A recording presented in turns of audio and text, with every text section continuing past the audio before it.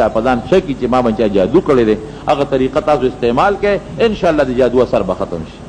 دا عمل 3 ورځې یا 2 ورځو پورې کولی شئ تاسو انشاءالله العزیز د جادو اثر به بالکل بني. علیکم ملګرو که چېرې تاسو باندې چا خراب تعویذونه کړي وي یا په تاسو باندې چا جادو کړي وي او د دې په وجه تاسو ډېر زیات پریشانه یې او تاسو غواړئ چې د دې جادو یا تعویذونو دا اثر د مکمل ختم شي نو د دې د ختمېدو دپاره زموږ عزتمندو شیخ ادریس صاحب یو عمل ښودلی دی چې بالکل آسان ترین دی ان شاء الله هر چاته ورزي خو انتهایی مجرب د زموږ عزتمندو د دې عمل په برکت سره ان شاء الله ستاسو د جادو او تعویذ اثر مکمل ختم شي د دې به نام نشانم پاتې نشي ان شاء الله ستاسو دا ټولې پریشانۍ به ختم شي. راځئ د شیخ ادریس صاحب دا ویډیو زه تاسو سره پلی کوم که چېرې په دې باندې تاسو پوه شوئ خو ښه پخه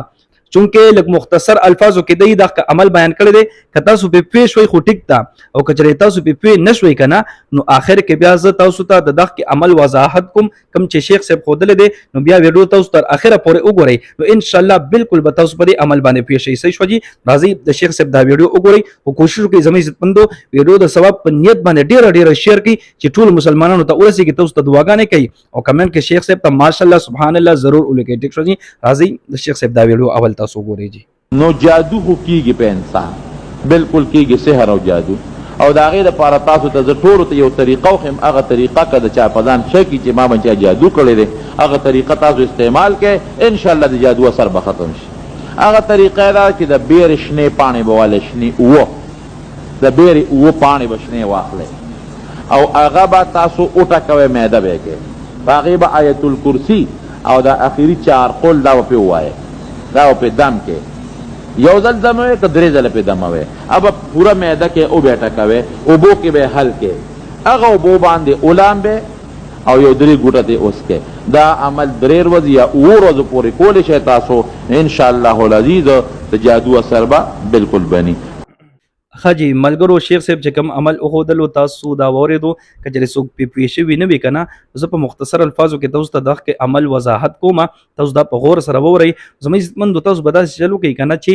د بیرې 7 پاڼې به راواخلئ شنې 7 پاڼې به راواخلئ دغه پاڼې به تاسو وټکوئ میده به یې کوئ. صحیح شوه که نه چې څنګه میده شي دا به تاسو په اوبو کې واچوئ خو لږ اوبو کې به نه اچوئ زیاته اوبو کې به اچوئ. صحیح شوه که نه نو چې څنګه دا تاسو اوبو کې واچوئ که نه په دغه اوبو باندې به تاسو بیا دم شف کوئ څه به پې شف کوئ یو پیره به پې آیت الکرسي شف کوئ یا یو پیره یا 3 پیرې غوره خبره دا ده چې 3 پیرې پې شف کوئ. صحیح شوه که نه 3 پیرې آیت الکرسي کومه چې په 3 سپاره کې ده په دې سکرین چې تاسو ته ښکاري دا آیت الکرسي ده. صحیح شوه دا به تاسو 3 پیرې پې شف کوئ. دې نه پس به بیا چارقل شف کوئ. چارقل څه مطلب څلور هغه سورتونه کوم چې د قل نه شروع کیږي یو چې دی سورة الکافرون دی دا په سکرین تاسو ته ښکاري دا سورة الکافرون دی دا به بیا یو پیره ووایي یا که یو پیره نه وي 3 پیرې ډېره بهتره ده. ټیک شو دا به بیا 3 پیرې ووایي شوف پې کوي پې دې نه پس به بیا سورة الاخلاص یعنی قل هو